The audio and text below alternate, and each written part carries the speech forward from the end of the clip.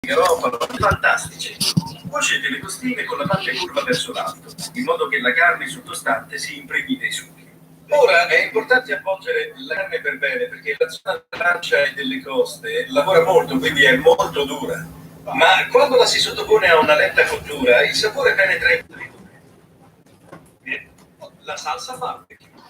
Per creare una versione asiatica speziata di questa salsa, affettate sottilmente 3 cipolle rosse e fatele appassire in una padella rovente. Aggiungete altra polvere delle 5 spezie cinesi e qualche altro amice stellato. Osservate l'amice stellato, ha un sapore incredibile sia all'interno che all'esterno. Ricorda la liquirizia, ma il gusto è molto più complesso. È fondamentale per la cucina cinese e vietnamita. Mettete 6 pezzi di amice stellato. Voglio friggere per bene le cipolle finché non diventano super amice stellato e frullate la salsa.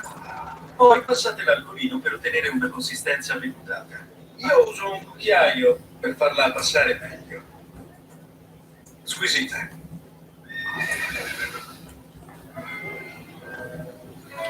Tre ore dopo sfornate le costine e passate alla fase 2.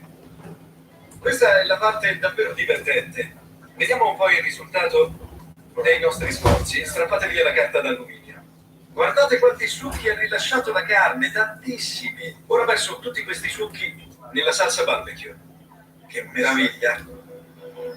Una volta aggiunti i succhi, bisogna far ridurre la salsa finché non è bella densa e lucente.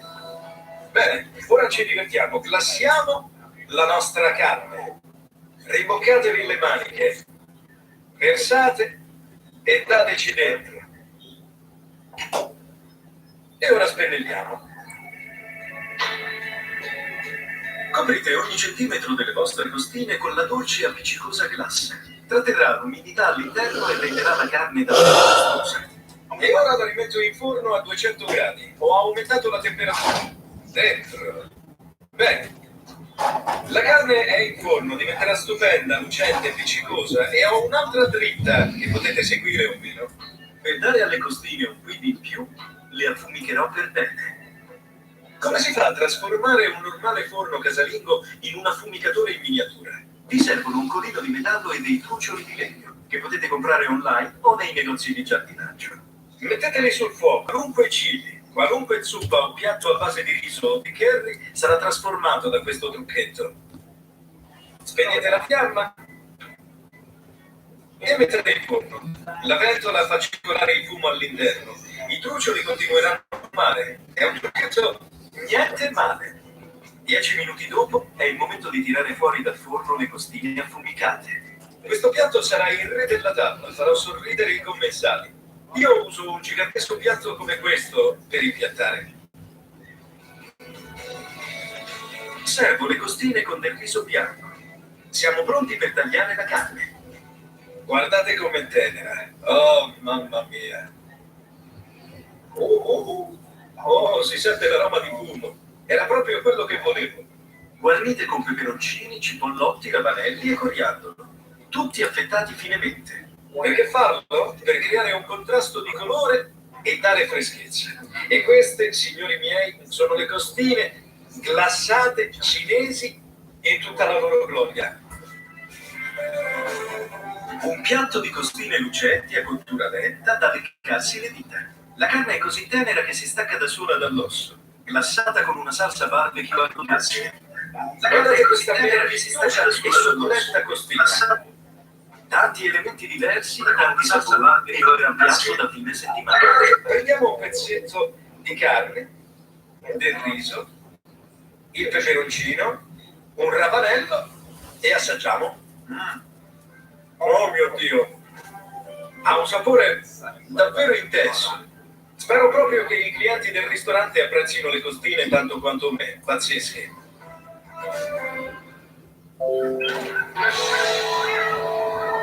Mamma, puoi servire i tavoli? Sì, chi ne vuole un po'? Io! Non siate educati. Niente forchette, si mangia con le mani. Nani, lui ci ha preso in parola. Che ne pensi? Scoppone enorme. Non riesci neanche a parlare. È un'esplosione di sapori. Sì, ma non potrei essere più felice. Le mie costine glassate hanno fatto centro, ma Paloma è qui per cucinare il piatto del giorno per tutto il ristorante. Che piatto hai scelto? E perché? Ho scelto il bacalao a brush, che è un piatto portoghese, perché mia madre è in Portogallo. Prendevo l'aereo da sola e lo andavo a trovare. E lui mi portava su una spiaggia dove c'era una piccola capanna in cui viveva una vecchietta. Entravi in casa sua e dicevi: che cosa stai cucinando? Lei ti dava qualunque cosa avesse e poi pagavi. Ero affascinata dal fatto che il cibo fosse buonissimo e casereccio e inoltre trovavo incredibile da bambina che si potesse entrare in casa di qualcuno e dire: puoi cucinarci qualcosa? È un piatto particolare perché è fatto con patatine fritte, uova strapazzate, cipolle e baccalà. Sì. Tutto mischiato insieme. È semplice. A molti inglesi sembrerà strano, ma se lo si scompone è tipo il fish and chips, anche se i tuoi ricordi su quel chiosco sulla spiaggia sono molto vaghi, noi prendiamo le nostre ricerche molto sul serio. Abbiamo passato l'ultimo mese a cercare. Abbiamo guardato ovunque, abbiamo usato letteralmente ogni risorsa, da trucco locali a blogger, per cercare questo posto in particolare, nella zona che ci hai indicato tu, e Probabilmente non esiste purtroppo ha chiuso 2 anni fa. Oh, Ma tutti quelli con cui abbiamo parlato ci hanno fatto il nome di una persona che poteva aiutarci, perché abbiamo capito che questo piatto che hai scelto è molto regionale. Maria de Lourdes Modesto è la versione portoghese di Lilia Smith. Non c'è nulla che non sappia delle ricette tradizionali portoghesi. Mi ha dato la sua ricetta del bacalao a brush. È un piatto che celebra l'ingrediente più famoso del Portogallo, il baccalà. Sono 500 anni che è un alimento base della cucina portoghese, guadagnandosi il soprannome di fiel amigo, amico fedele. Ora cucineremo il piatto insieme, poi passerò la palla a te perché dovrai prepararlo per i nostri clienti. Lasciate uno spazietto. Qui al nostro ristorante ci stiamo deliziando con un menù ricco di piatti per il fine settimana. Avete ancora fame? Sì! La cantante Paloma Faith è qui per cucinare per tutto il ristorante. Ora le farò vedere come preparare il suo piatto preferito dell'infanzia, una ricetta a base di baccalà che si chiama bacalao a brush. È un piatto molto interessante, non l'avevo mai cucinato, ma ora l'ho provato diverse volte, è ottimo. Maria de Lourdes Modesto, l'autorità incontrastata delle ricette regionali portoghesi, ci ha dato dritte e ricetta. È un piatto a base di baccalà mischiato a patatine e uova. Tutti diranno: cosa? Ma è un piatto stupendo. Lo assaggi è squisito. Sì, si parte da questo, dal filetto di baccalà. Il baccalà è merluzzo sotto sale, un antico metodo di conservazione che dà al pesce una consistenza soda. Annusa, ha un odore un po' strano. Mi viene voglia di usarlo per schiaffeggiarti. Forza, fallo. Davvero? Sì. Oh. Dai, ora picchia tu me. Io non voglio, no, sei troppo bella. Posso schiaffeggiarti il lato B? Ah. Boom! Allora, se entri in una qualunque gastronomia portoghese, spagnola o anche italiana, trovi in vendita il baccalà. Si può usare lo stesso merluzzo che viene venduto nei negozi caraibici? Sì, È lo certo. stesso. Ho messo a bagno il baccalà tutta la notte in acqua per reidratarlo ed eliminare parte del sale. Poi lo faremo sobbollire con erbe aromatiche, limone e scarogne. Uso i gambi del prezzemolo. Puoi tritarli tu? Così? Sì. Allora, i gambi hanno un buon sapore. Adesso ci aggiungo anche della scorza di limone. Darà al baccalà una nota fresca. Questo è un coltello molto grande per tagliare i gambi. Attenta alle dita. Non vorrei mai che ti tagliassi quelle belle dita, perché so che sei brava a cucinare, ma ovviamente la tua abilità nel tritare è un po'... No, te l'ho detto, il coltello è troppo grosso. Puoi fare così, allora. Ok. È il modo più sicuro al mondo per tritare qualcosa. Ci impiegherai 30 secondi, Finiscono ovunque. ma poi li recuperi così. Ok. Prova a farlo tu. Provo io. Sì, dacci dentro.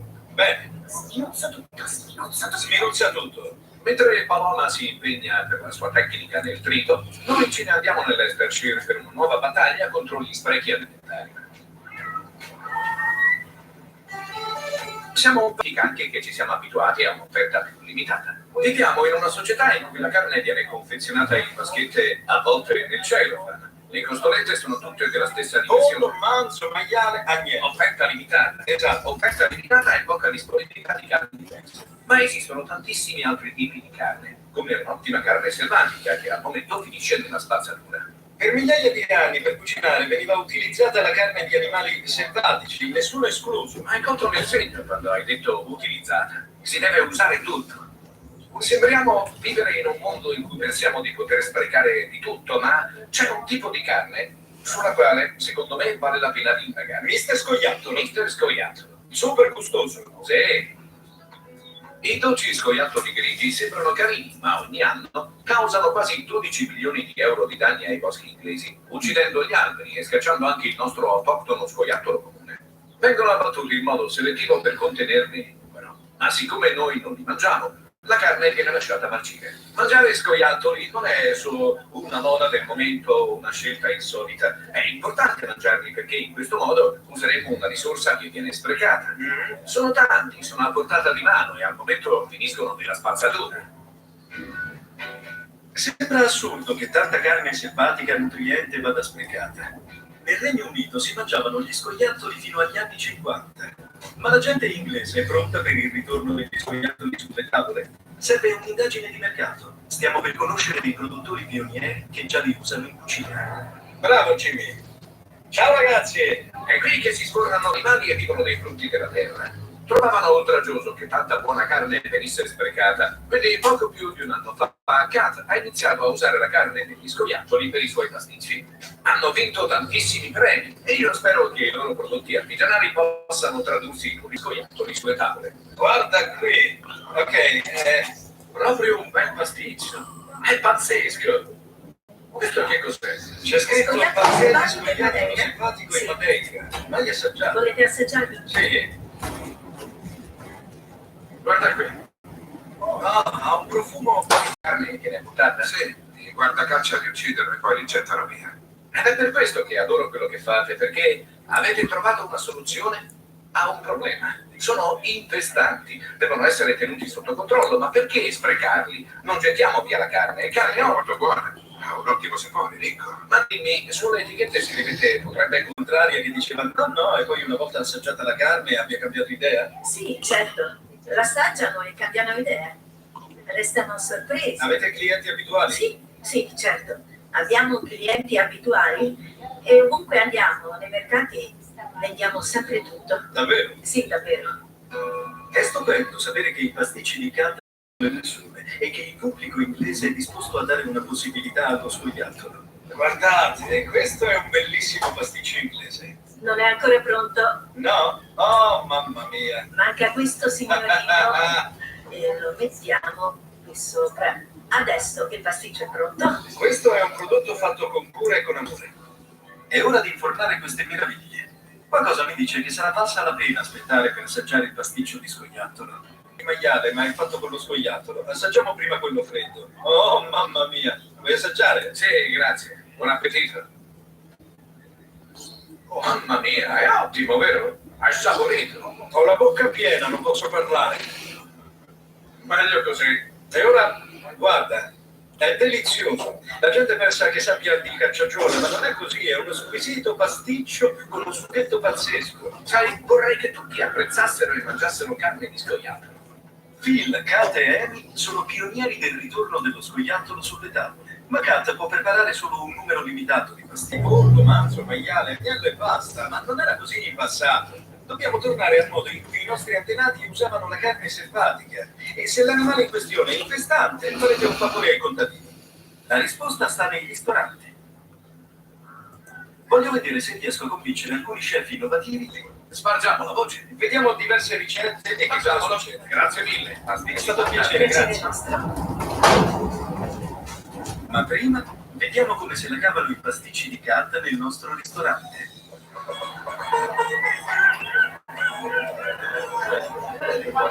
Mi va un pasticcio di scoiattolo? Sì, è ottimo. Molto buono, è buono, davvero buono.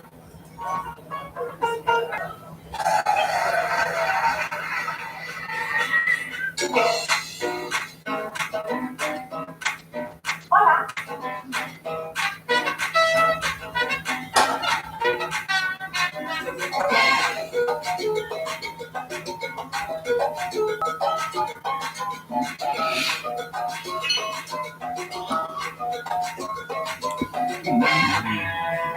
Magnifique. 7 più 1.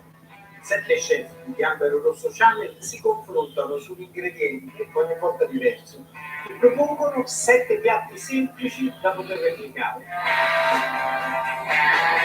Queste ricette verranno abbinate ai migliori vini italiani.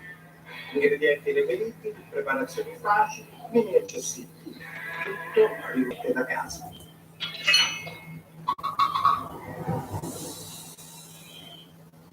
Episodio dopo episodio, stagione dopo stagione, serie dopo serie.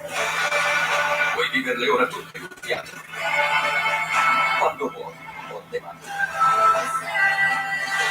Un lungo viaggio tra le più incredibili serie Sky Original e le più acclamate produzioni internazionali. Le migliori serie, le stagioni complete, sono disponibili on demand. L'audio si sente, spero che si senti l'audio, perché l'audio senza l'audio sarebbe È il mio scudo e dei cattivi, non vedo più nessuno. Sento sul divano con mamma e papà. Adesso c'è la nuova YouTube Kids App. È facile e più sicura con video divertenti. Sei più un'avventura. Andiamo dalla senti. Ora lo sai, te davvero tipo tosto. È proprio tutto in un unico posto. Facile. Piacere di rispettare le regole non manca, finché poi, come nelle storie più belle, arriverà il momento di godersi tutti insieme il sole dell'Italia. Giorgia a 11 mesi non riusciva a stare in piedi e spostava le sue gambe con l'aiuto delle mani. Ma non è in grado di bere da sola, di mangiare, di vestirsi. Una diagnosi di malattia genetica rara genera smarrimento e dolore.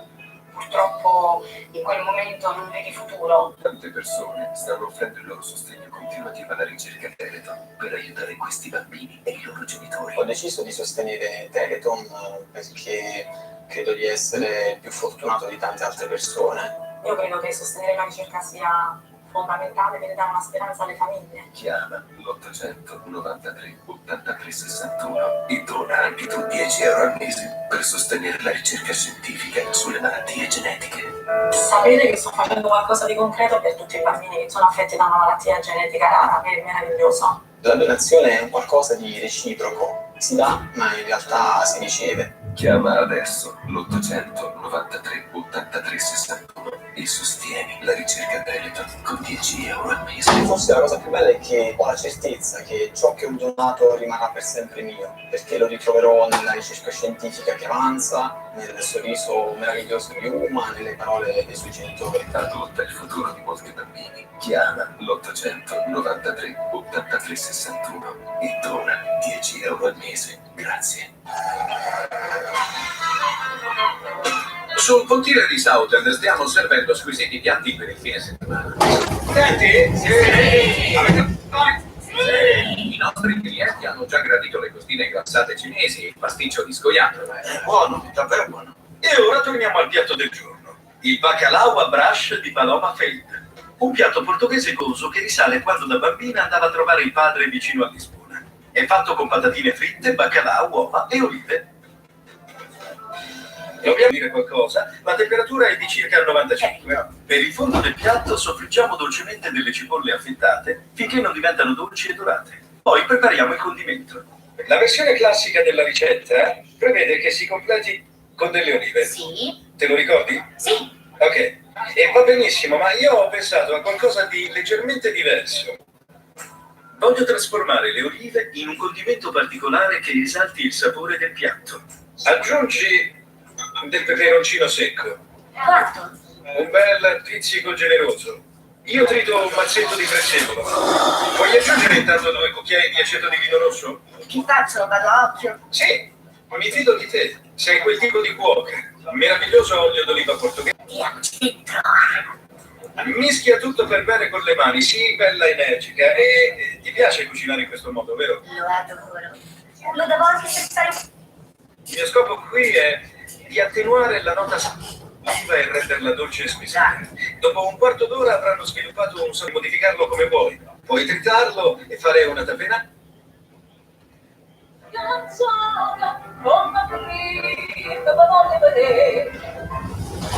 L'amore gusta e c'è una città che mi riceveva come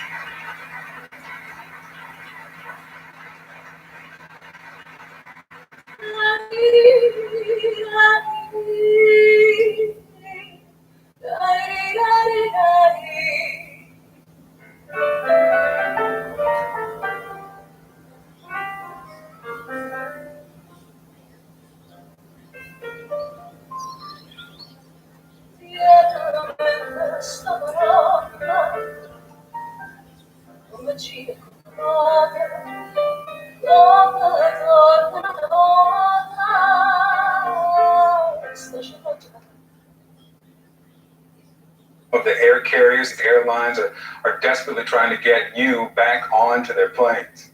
Yeah, all major U.S. airlines, they've toughened up their security protocols, not just for employees, but for passengers as well. CNN aviation correspondent Pete Montine is with us now with more on the changes. Are these big exclamation point changes that we will all notice? How many of them are happening behind the scenes that we're intended, not to see?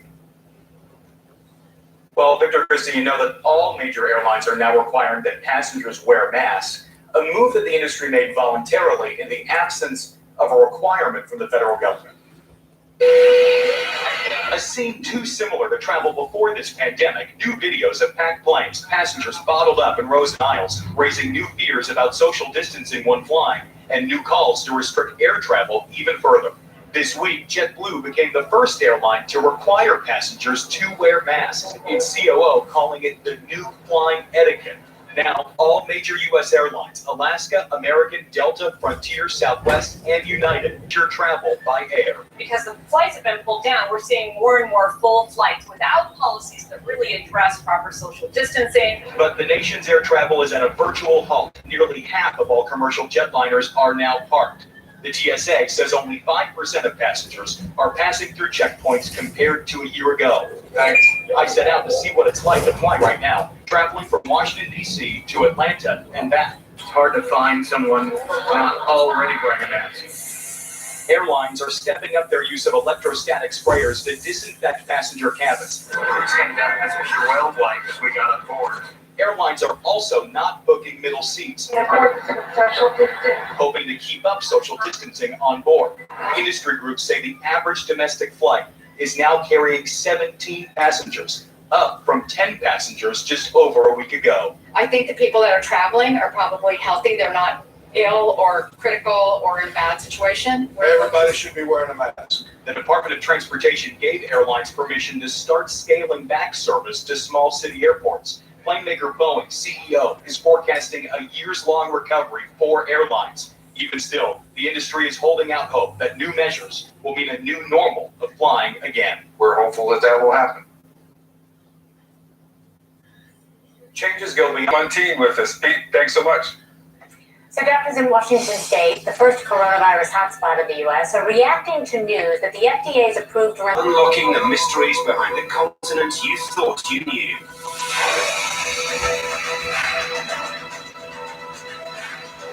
Seeing a generation of children growing up protecting the environment. Inside Africa, this weekend on CNN in association with Zenith Bank. As the world navigates a new normal of business in the time of coronavirus, many companies are repanic.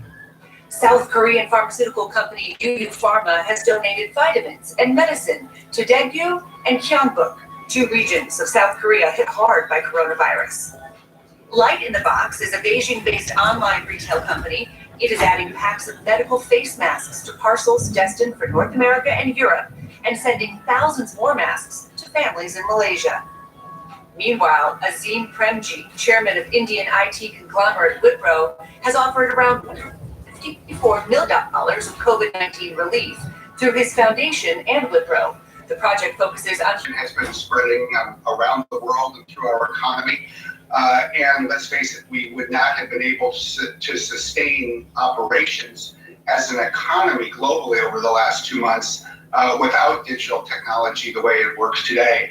I think really in two fundamental ways. While not everybody can work from home, many people can. That's keeping businesses going. It is keeping governments going, at least in many instances.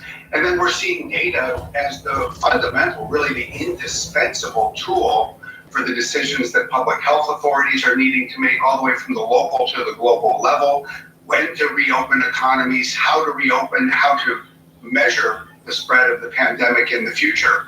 So digital technology and data are really coming together here.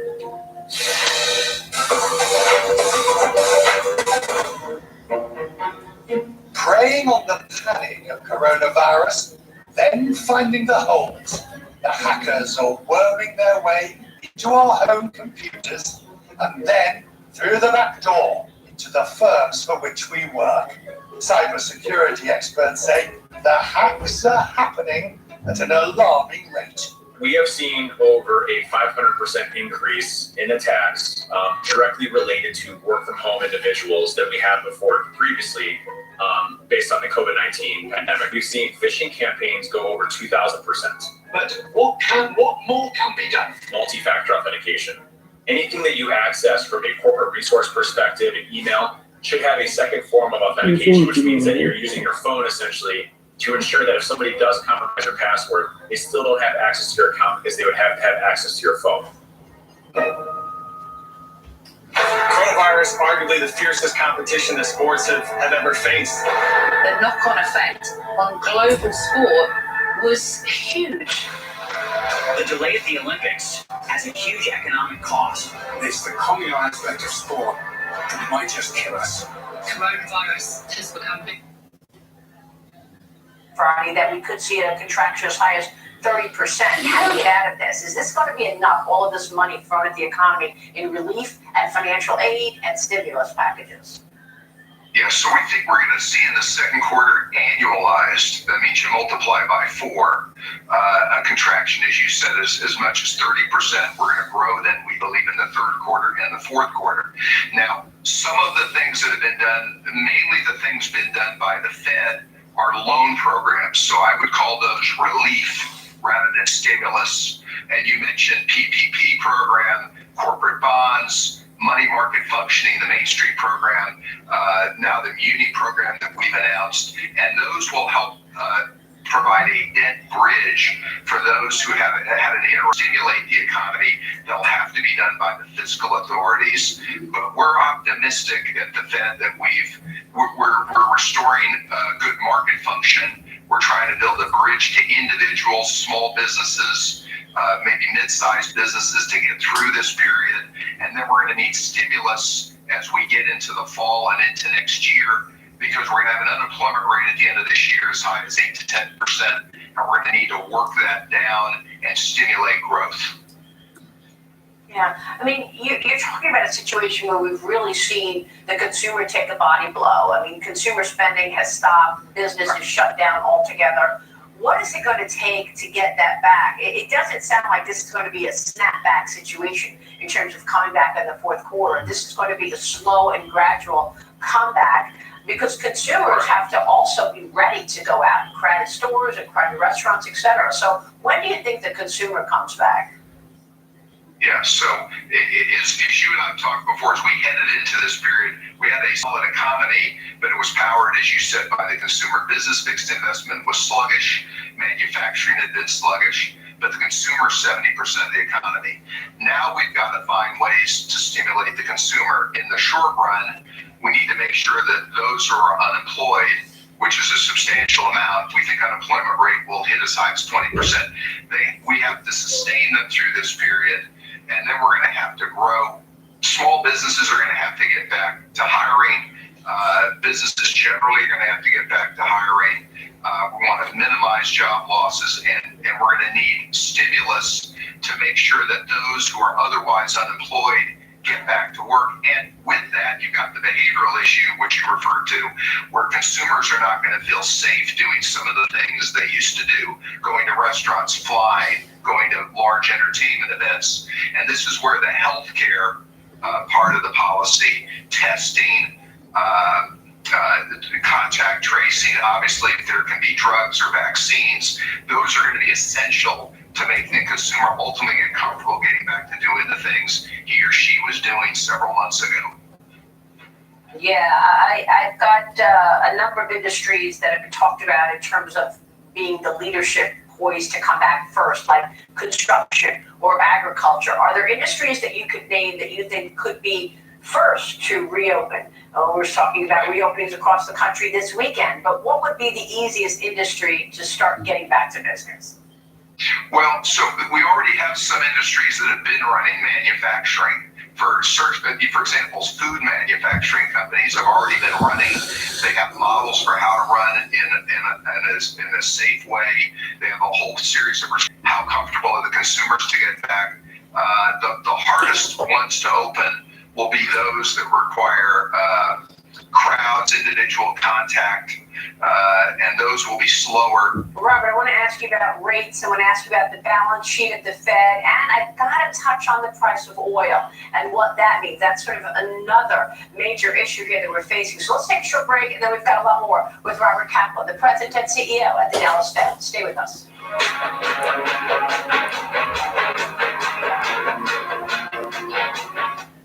COVID-19's changing impact from the economy to the markets. Get all the developments as they happen.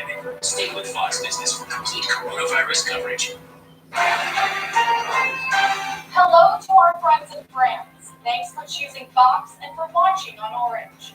For the latest headlines, visit foxnews.com, and for your financial news, check out foxbusiness.com.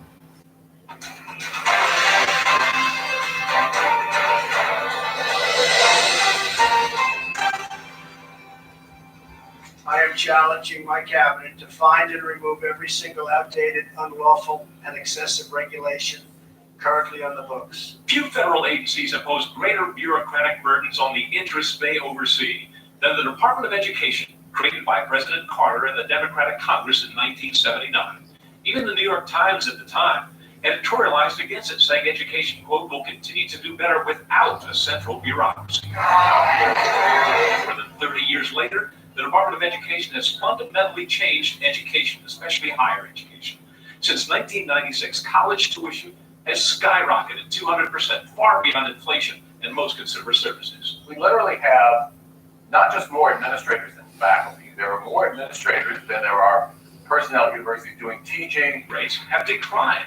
Now 59% among students seeking a four-year degree, lower still for minorities. And student loan defaults are soaring, an issue the administration tried to tackle when it proposed capping student loan payments at 12.5% of income and forgiving the debt after 15 years. To us and to the American public, regulations are actually the public protections we depend on.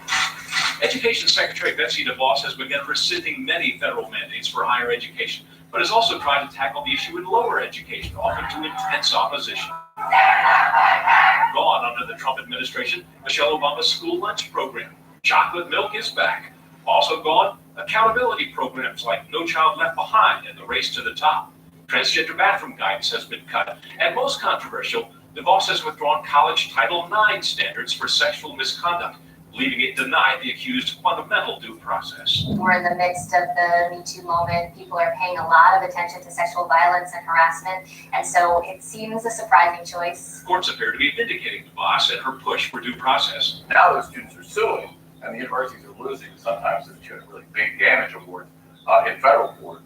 So far, real courts of law have set back 79 campus guilty verdicts. One analyst notes that judges are losing patience with skewed college proceedings under Title IX. In Washington, Doug McKelway, Fox News.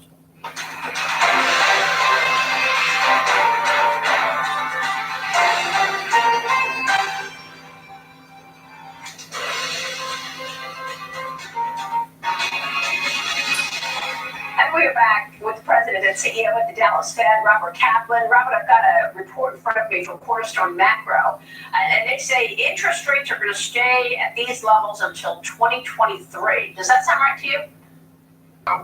It's going to take some time to get back down to full employment in light of this crisis. Are there inflationary worries in that scenario with rates so low? I think in the short run, we're more likely to have disinflation and there'll be deflationary pressures. In the longer run, once we get back to full employment, with the size of the Fed balance sheet, a substantial amount of stimulus, you need to at least worry that there might be inflationary pressures, but I think that's that's for down the road. In the short run, in the next year or two, we're more likely to see disinflation than inflation. Isn't it interesting that it was just, a year ago that we were talking about unwinding the Federal Reserve's balance sheet? How big is the balance sheet at this point, Robert? And what's your vision? Do you have visibility in terms of how you start winding that down at some point? Yes, listen, in the near term, the Fed balance sheet is more likely to get bigger. It's already in excess of $6 trillion. And we're going to need to keep buying. We've got these special programs that we've stood up, which I hope we will begin to phase out at the appropriate time. But then you will have our large asset purchase programs, quantitative easing, that we'll be likely to do while rates are at zero, because we're going to want to stimulate the economy in order to drive the unemployment rate down so we can get to full employment. Well, what do you say to those people who say, look, you've used all you can use, you've used the big bazooka, if you will, there aren't any other tools to use to relief or stimulate this economy if we do see another letdown? So I would say, I think we've shown in this crisis that, at least in terms of lending authorities and using our balance sheet, the Fed has a broad range of tools that we've used and that we can use, and they're very potent. The one thing I'd caution, though, is most of what the Fed has done, I would call relief. It's not stimulus. Stimulus has to come from fiscal authorities, not from the Fed. The Fed is a lender. And so that's the caution, is to the extent we're going to get more stimulus to help the economy grow faster, that's going to have to come from Congress, the Treasury, and fiscal authorities. So what about the oil sector? Because that's one area that has pushed back on any stimulus from the government, and yet I spoke with the CEO of Chevron, which has a fantastic balance sheet, but there are a lot of smaller oil companies, shale companies, that are the job creators in this country. But with oil prices where they are, we are worried that they may not make it out of this. What's your take on the present state of oil and the impact to really what was the growth area economy for so many years, Robert? So we've got dramatic oversupply to the point where there's so much oversupply that we're getting to the point there's no place to store it, which is why you're seeing these strange movements in oil prices. There are going to be a number of companies that are going to fail, are going to be restructured, are going to go bankrupt. We're already seeing it.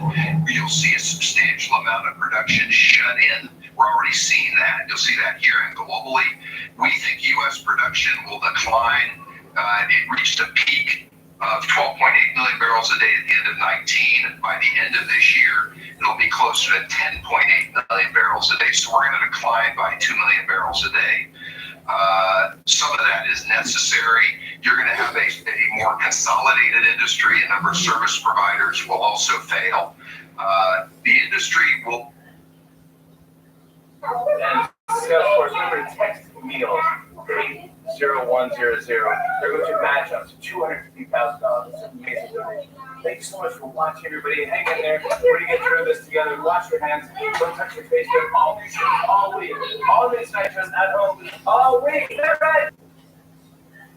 I have your doggy. I'm not so sure I would be quite as bullish because, I mean, we've just had that story about Airbus, which is bleeding cash. You know, many of these companies are bleeding enormous amounts of cash, and you can't claw that back very quickly. The US economy can recover extremely quickly. I mean, we've seen on the downside these extraordinary unemployment figures, you know, leading up to 16% or so in just 4 weeks. You know, this is unequaled by any other market. Coffee today, Morgan Brennan, John Ford, Squawk Alley.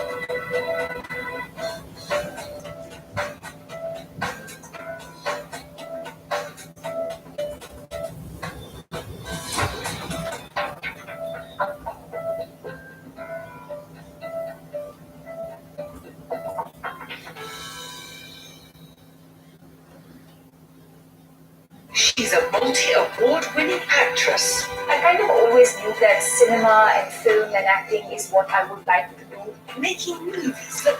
Showing light on acid attack violence was an extremely important part of why we made the film. Now she's changing the way we talk about mental health. It was important for me to share my experience with the illness with the world. CNBC meets Hollywood superstar Deepika Padukone. Real money. Is the market sending mixed messages? Real trades. The stock was a $50 stock. Real debate. We have margin upside. Yeah, I gotta make some money. There's a place to make some money. Halftime report on CNBC.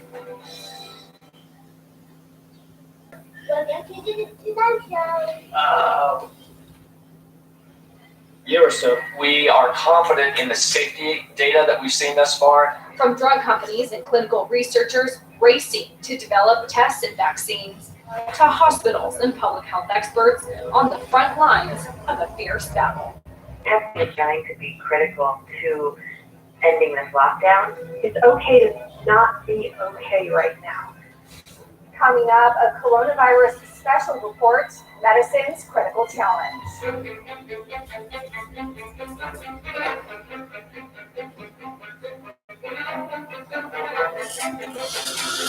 Hello and welcome. I'm Taylor Riggs. For months now, both the financial and the human costs of the coronavirus pandemic have been mounting. Every portion of the global economy has been shut down, but medicine is trying to come back and push back against the pandemic. Aggressive public health measures have been put in place, and the pharmaceutical industry has launched an all-out drive to develop a cure. Here's a look at what's been done so far.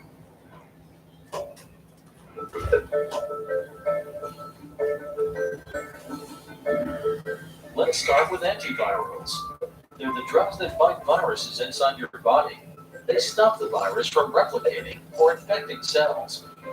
There was a recent promising report from a trial of Gilead's remdesivir. Back in a sec.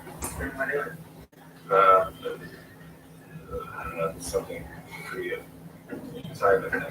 Late for the so look, it's not my handwriting. So you want to tell me? Interesting. Yeah, it's interesting. Okay, so, all right, that is that. We have a good show tonight. We'll get to that, but first let's get some jokes. Guys, it is week 7 of quarantine, and we're running out of ways to entertain the kids. Today, my wife and I told the kids to go outside and try to find Kim Jong-un. The rumors continue to swirl out whether Kim Jong-un is dead or alive. It's crazy. It seems Kim Jong-un would turn into this generation's Tupac. Yesterday, President Trump said he knows Kim Jong-un's condition, but can't talk about it now. In response, Trump's entire staff told him to pretend the coronavirus is Kim Jong-un. Chris Jong Gaines. This is nice. So that Facebook and Instagram are holding a big multi-hour graduation ceremony for the entire class of 2020. Sounds cool until they start reading the names of everyone who graduated this year.